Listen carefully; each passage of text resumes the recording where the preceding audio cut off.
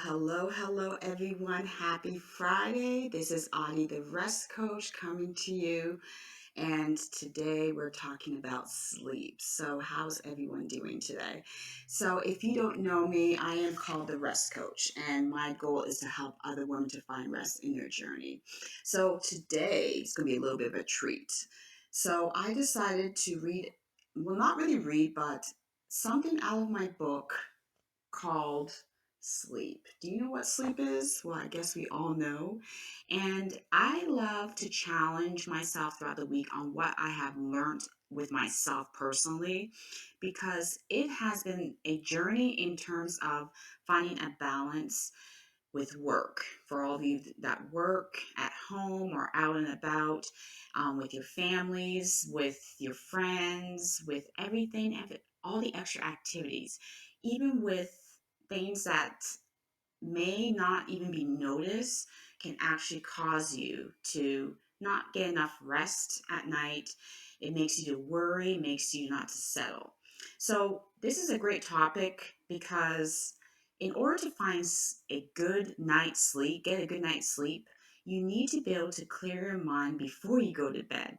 So, I actually wrote this in my book, and if you're watching on YouTube, say hello, please comment and like.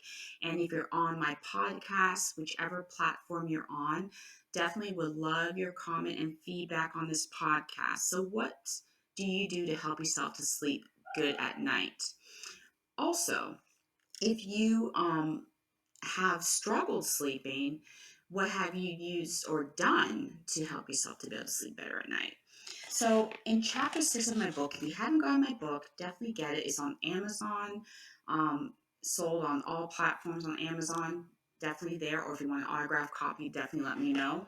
But I struggled over the years to get good night rest.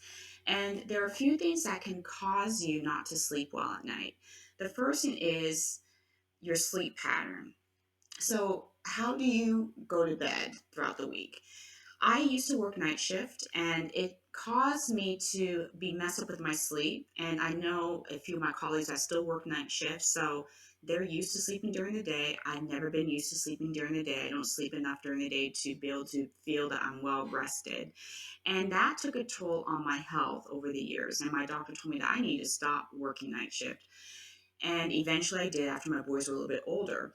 So, your sleep pattern does cause you to either have a good night rest when you wake up or feel like you were hit by a bus. And I tell you, I've been in both situations.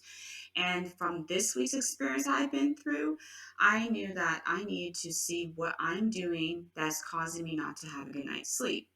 So, the first thing that I put in as a thought is to make sure you have a schedule. So, what time do you usually go to bed?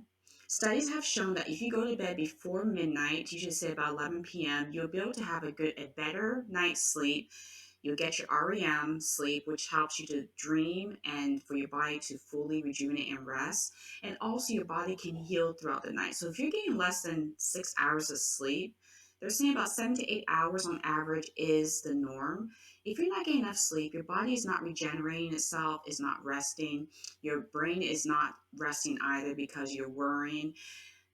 You start to get sick. You start to catch stuff that you're not supposed to. Your immunity goes down.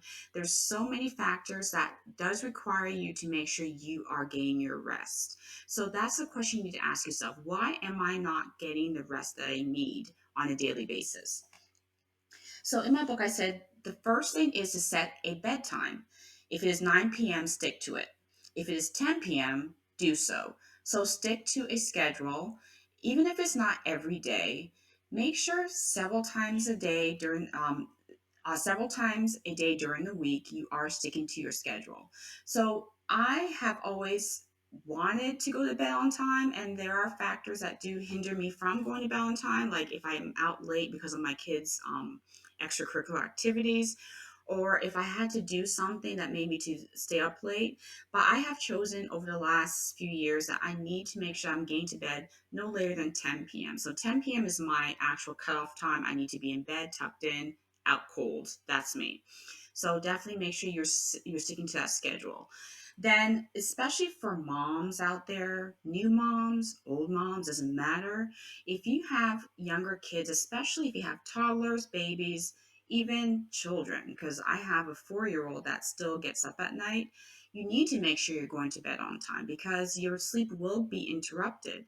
And if you are a nursing mom or a new mom that's not really getting much sleep, the old wives' tale that does say that you need to sleep when your baby sleeps is so true. And I do tell new moms that all the time.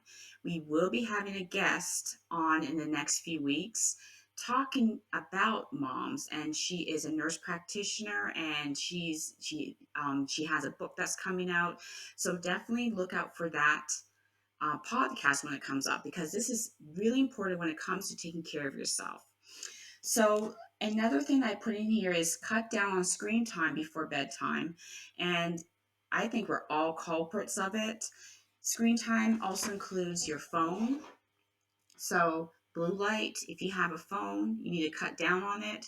If you're watching TV towards the end of the day, it's better to sometimes, yes, we are trying to rest, trying to relax for the evening, but studies have shown that if you cut your screen time down, it will help your brain to slow down. So pick up a book. This is one thing that our society has turned back on now that I've noticed. A simple book, reading from it will actually help you relax better than when you're watching TV. So I challenge you to pick up a book for a few minutes before bedtime and read. Then also I mentioned about it. This includes use of your electronic devices. The light causes your body to think it needs to stay up, causing the insomnia effect. And then also exercising will help you to have a good night's sleep. So do you exercise each day? Exercising does consist of you getting up, moving for at least 15 to 30 minutes a day. And you can do it in the morning, you can do it in the evening. I prefer in the morning because then it gets me moving, gets me charged up, and I'm able to have a better day than when I don't exercise. So choose something that you like. I love to do yoga. I love to walk or hike. I love to do a little extra stuff on the side, some cardio, but pick something that you love to do and stick to it. You will notice that you will feel tired and ready to go to bed on time than when you're not doing anything and you're just eating a lot of stuff that's not healthy. And that's another thing. If you're not eating well, then you're not going to sleep well because you're going to have indigestion. This is when you have your gut issues going on. People that are sensitive to foods, you're eating the wrong stuff, and then you expect to sleep at night. I have been in all those areas. That's the honest truth because I have sensitivity to foods that I eat sometimes. So if you start to eat stuff that's not working for you, you're not going to sleep well at night because you're going to be rolling and in pain because you've eaten something that is not meant to be in your system. So our bodies tell us when we are doing something that is not working. If your body is not telling you that something is not working well for you, then you're in trouble. You need to really look at yourself. So make sure you're taking care of yourself, making sure that you are cutting down the screen time, cutting down on unhealthy foods that don't work for you, and also making sure that you're taking care of yourself. This month is self-care month for me for me personally, but also on my Facebook page for the rest coach, it is self-care month. So each day making sure that you're doing something that you can do for yourself to love yourself and then also to help you otherwise with your health. So I have chosen for this month to make sure that I am doing my daily meditations, yoga, some form of exercise. So I've chosen walking or hiking for this month. Also eating healthy, cutting out the sugars and the extra stuff that's not meant to be in my body, and then getting enough sleep each day. So definitely would love to see your comments on what you're planning to do for your self-care and how many hours of sleep do you have each night on average. So studies have shown that those who don't rest well usually end up having other stuff that goes on with their health, including high blood pressure, high cholesterol, arthritis, diabetes. There's so many other things. I know there's some medical aspects of it, and I'm going to put a disclaimer out there, even though I'm a nurse, that make sure you're seeking medical attention for anything that's going on with your health, but also paying attention to yourself on a daily basis on what works for you. Do what works for you. Also, if you want to make sure that you are getting enough sleep, let go of all the negativity. I have written in my book about baggages, negativity, the extra baggage that's not yours that comes to you, let go of it. Say no. Learn how to say no.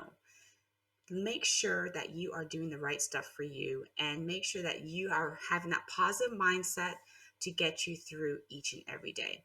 So that is all I have.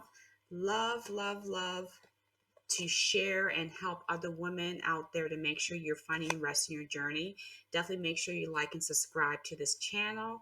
And I am so excited for next week. So next week we have Natasha Jones that's going to be joining us. She's going to be my special guest. We're going to be talking about self-care next week. She's an advocate for it, and we would definitely be talking about it. I'm excited. And also the following week, we're going to be having a nurse practitioner. Her name is Mercedes Thomas, and she's going to be joining us for all those young mothers out there, and even those that are with kids like myself that are teenagers, what you can do to make sure you're taking care of yourself. So thank you so much for watching, and we will talk again. Have a great week.